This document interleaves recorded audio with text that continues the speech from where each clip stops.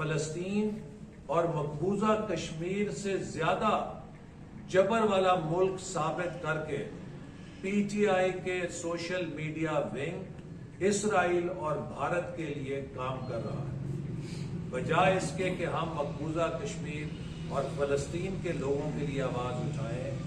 P T I کا media wing یہ ثابت کرنے کی کوشش کر رہا ہے کہ خدا نخواستہ پاکستان میں ان سے زیادہ ظلم ہو رہا ہے۔ پاکستان کو بدنام کرنے کے لیے، پاکستان کو دنیا بھر میں مجروح کرنے کے لیے جس قدر چوکس ہو کر پی ٹی آئی کا سوشل میڈیا کام کر رہا ہے، اس کی کسی ملک میں کوئی مثال نہیں ملتی کہ کوئی سیاسی جماعت اپنے ملک کی سلامتی، اپنے ملک کی ریاست اور اپنے ملک کے ریاستی اداروں کے خلاف ایسی گھناؤنی مہم چلائے۔ آج ہر محب وطن پاکستانی کو اور خاص طور پہ پاکستان کے نوجوانوں کا فرض ہے کہ وہ ان کے اصل چہرے پہچانے، وہ ان کے اصل ارادے پہچانے۔ وہ جماعت جو بانی پاکستان قائد اعظم کے گھر کو جلا کر خاکستر کر سکتی ہے، وہ پاکستان کی آزادی کا دعویٰ نہیں کر سکتی۔ جو جماعت ہمارے شہیدوں کی یادگاروں کو مسمار کر سکتی ہے، وہ پاکستان کی غیرت کی نمائندگی نہیں کر سکتی۔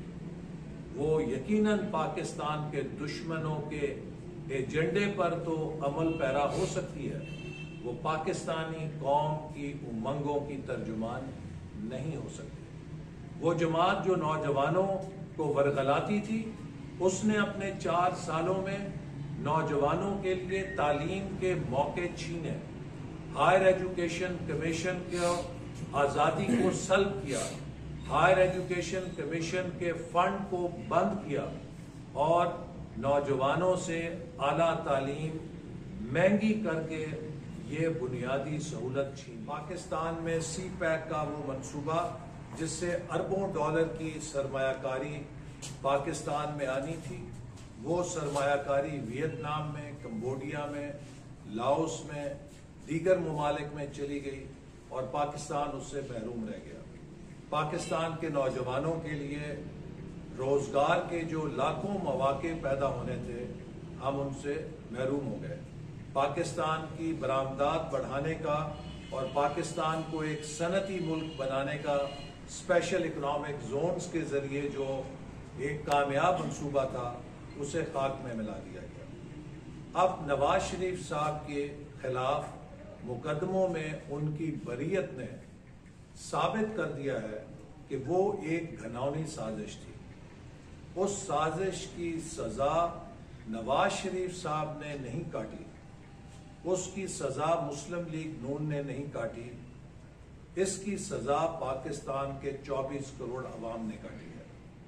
اگر وہ پالیسیز کا تسلسل جاری رہنے دیا جاتا اور 2018 میں مسلم لیگ نون کی حکومت کا راستہ آر ٹی ایس نظام کو بٹھا کے روکا نہ جاتا، تو ان پالیسیوں کے تسلسل سے آج پاکستان ایشیا کی ممتاز معیشت بن چکا ہوتا۔ لیکن اس سازش نے پاکستان کے اس سفر کو بری طرح متاثر کیا۔ ہم امید کرتے ہیں کہ 8 فروری کو پاکستانی قوم ایک بار پھر مسلم لیگ نون کو اور ہمارے قائد جناب نواز شریف صاحب کو ویسا ہی مینڈیٹ دے گی جیسا 2013 میں اس نے دے کر پاکستان کے مسائل کو حل کرنے کے لیے ہمیں موقع دیا۔ آج پاکستان کی معیشت اگر دگرگوں ہے تو اس کی وجہ وہ نااہل اور نالائق قیادت ہے جس نے 4 سالوں کے اندر پاکستان کی معیشت کا نٹ اور بولٹ کھول دیا۔ اور اپریل 2022 میں جب مخلوط حکومت نے عمران خان کو نکال کر اقتدار سنبھالا تو پاکستان ڈیفالٹ ہونے کے کنارے پہ کھڑا ہے کہ ہم نے پاکستان کی معیشت کو ڈیفالٹ ہونے سے اور سری لنکا بننے سے بچا لیا اور پاکستان کو دوبارہ اس کے پیر پہ کھڑا کرنے کے لیے مشکل فیصلے بھی کیے، لیکن استحکام کی طرف گامزن کرنے کا سفر بھی شروع کیا، اور اب یہ سفر آہستہ آہستہ آگے بڑھ رہا ہے۔ ضرورت اس بات کی ہے کہ 8 فروری کو قوم اس سفر کو جاری رکھنے کے لیے ووٹ دے۔ 8 فروری کو قوم اس ملک میں انتشار اور ترقی کی قوتوں میں فرق جان کر ووٹ دے۔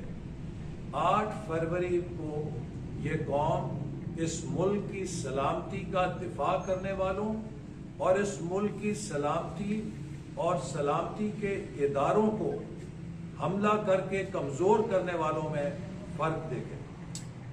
8 فروری کو پاکستان کا الیکشن پاکستان کی تاریخ کا سب سے اہم الیکشن ہوگا، کیونکہ جو فیصلہ قوم کرے گی اس کے نتائج پاکستان کے مستقبل پر بہت دور رس ہوں گے۔ کیا ہم پاکستان کو انتشار کے راستے پہ ڈالنا چاہتے ہیں؟ کیا ہم پاکستان کو ترقی کے راستے پہ گامزن کرنا چاہتے ہیں؟ کیا ہم سی پیک جیسے منصوبے کو دفن کرنا چاہتے ہیں یا سی پیک جیسے منصوبے کو دوبارہ زندہ کرنا چاہتے ہیں؟ کیا ہم پاکستان کو مرغی اور انڈے کی معیشت بنانا چاہتے ہیں یا ہم پاکستان کو لیپ ٹاپ اور کمپیوٹرز کی معیشت بنانا چاہتے ہیں؟ کیا ہم پاکستان کو انتقام اور گالی گلوچ کا معاشرہ بنانا چاہتے ہیں یا ہم پاکستان کو اتفاق، اتحاد اور یگانگت کا معاشرہ بنانا چاہتے ہیں؟ یہ وہ فیصلہ ہے جو 8 فروری کو پاکستانی قوم نے کرنا ہے۔ مجھے افسوس سے کہنا پڑتا ہے کہ عمران خان کی قیادت میں پی ٹی آئی، جس نے ایک جمہوری جماعت کا لبادہ اوڑھا ہوا تھا، اب وہ ایک فیشسٹ پارٹی ہی نہیں بلکہ پاکستان کی سلامتی سے کھیلنے والی جماعت کی صورت میں سامنے آ چکی ہے۔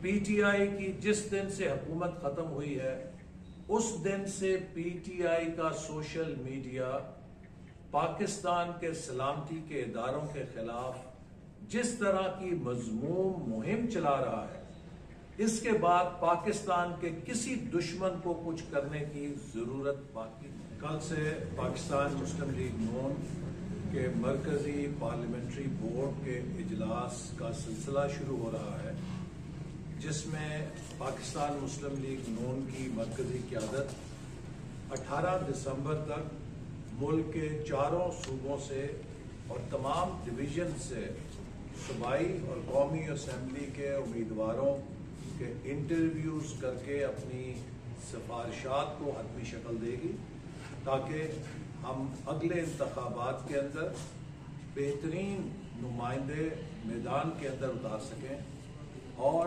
پاکستان کے عوام کی تائید سے ایک بھرپور مینڈیٹ لے کر ملک کی معیشت کو دوبارہ اسی حال میں واپس لا سکیں جہاں پر ہم نے 2017 اور 18 میں چھوڑا تھا۔ پاکستان مسلم لیگ نون کی 2013 سے 18 کی حکومت نے پاکستان میں بے مثال ترقی کا ریکارڈ قائم کیا، پاکستان سے لوڈ شیڈنگ کا خاتمہ کیا، پاکستان سے دہشت گردی کا خاتمہ کیا اور سی پیک کی صورت میں ایک ایسا کامیاب منصوبہ شروع کیا جس سے پاکستان کی تقدیر بدل سکتی تھی۔ مگر 2017 میں ایک سازش کے نتیجے میں وزیر اعظم نواز شریف صاحب کو نااہل کر کے اس ترقی کے سفر کا سلسلہ ڈسرپٹ کر دیا گیا یا کریش کر دیا گیا، اور اس کے بعد پاکستان کی بھاگ دوڑ ایک اناڑی اور ایک نااہل لیڈر کے سپرد کر کے پاکستان کی معیشت کو مکمل طور پہ کریش کیا گیا۔ کی تربیت دینے کے تھے ان کی فنڈنگ بند کی، پاکستان کے نوجوانوں کو بے روزگاری کے دھانے میں دھکیلا، پاکستان کے نوجوانوں کو جہالت کی طرف دھکیلا، اس لیے کہ وہ صرف ان سے اپنے سیاست چمکانے کے لیے مخالفین کو گالی گلوچ کا کام لینا چاہتا تھا۔ تو آج ہم پاکستان کے نوجوانوں کو گالی گلوچ سے لیس نہیں کرنا چاہتے. مسلم لیگ نون پاکستان کے نوجوانوں کو ایک بہتر روزگار اور مستقبل دینے کے لیے انہیں جدید صلاحیتوں سے اور جدید ہنروں سے لیس کرے گی. ہائر ایجوکیشن کمیشن کے ذریعے پاکستان کے چپے چپے پر معیاری یونیورسٹی کیمپسز بنا کر نوجوانوں کو ان کی دہلیز پہ اعلیٰ تعلیم دی جائے گی. پاکستان کو فورتھ انڈسٹریل ریولوشن کے لیے تیار کرنے کے لیے نوجوانوں کو ان سکلز کی تربیت دی جائے گی جو آنے والے 10 سے 20 سالوں میں مانگ میں ہوں گے.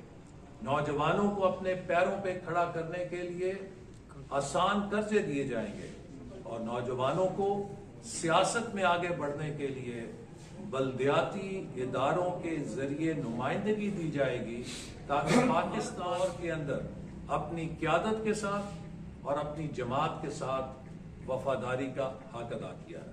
لہذا نارووال میں ہم مسلم لیگ نون کے کارکنوں کے جذبات کو مجروح نہیں ہونے دیں گے اور کسی ایسے شخص کے لیے ٹکٹ کی سفارش نہیں کی جائے گی جس نے لوٹا بن کے پارٹی سے وفاداری کی ہو. نارووال مسلم لیگ نون کا قلعہ ہے اور نارووال سے مسلم لیگ نون کی نمائندگی کے لیے سفارش ایسے لوگوں کی جائے گی جنہوں نے اپنے پارٹی کے ساتھ غداری نہ کی ہو اور پارٹی کے ساتھ وفاداری نبھائی ہو. یہ کوئی علاقہ غیر نہیں ہے کہ جہاں پر ہمیں الیکٹیبلز کی ضرورت ہے. ہمیں یہاں پہ صاحب کردار لوگوں کی ضرورت ہے جو سیاسی وفا نبھانا جانتے ہوں, جو سیاسی وفاداری کے ساتھ اپنے اصولوں کے اوپر کھڑے ہونے کے لیے ہر قیمت دینے کے لیے تیار ہوں. لہذا کم از کم نارووال سے ہم اجازت نہیں دیں گے کہ کوئی بھی لوٹا مسلم لیگ نون کی نمائندگی کا دعویٰ کر کے ان مخلص کارکنوں کی حق تلفی کرے جنہوں نے پارٹی کے ساتھ وفا نبھائی ہے. اچھا سر, کل چونکہ یہ اس لائق نہیں ہے جو یہ بیان دے رہے ہیں ان سے پوچھیں کہ کیا وہ پیپلز پارٹی میں شامل ہونے لگے ہیں, کیونکہ یہ وہ بات کر رہے ہیں جو بلاول بھٹو زرداری کر رہے ہیں. مسلم لیگ نون کا اس مہنگائی سے تعلق نہیں. اس مہنگائی کی ذمہ دار عمران خان کی حکومت تھی جو اس جن کو بوتل سے نکال کر گئی, اور خاص طور پہ منسٹر پلاننگ کے شعبے کا یا اس کی وزارت کا تو قطعاً مہنگائی سے نہ انٹرسٹ ریٹ پہ اس کا کنٹرول ہوتا ہے, نہ روپے کی قیمت پہ کنٹرول ہوتا ہے, نہ ہی وہ بجلی اور گیس کی قیمتوں کا تعین کرتا ہے. انفلیشن جو ہے وہ 3 چیزوں سے ڈپینڈ کرتی ہے. ایک ایکسچینج ریٹ, دوسرا آپ کے ملک کے اندر جو قیمت ہے POL کی, تیسرا جو آپ کے ملک میں یوٹیلیٹیز کی قیمت ہوتی ہے. تو ان میں تو منسٹری آف پلاننگ کا تو کوئی بھی کردار نہیں ہوتا. نہ جانے وہ مجھے سنا کے کس کو سنانا چاہ رہے ہیں. میں اس کی تردید کرتا ہوں.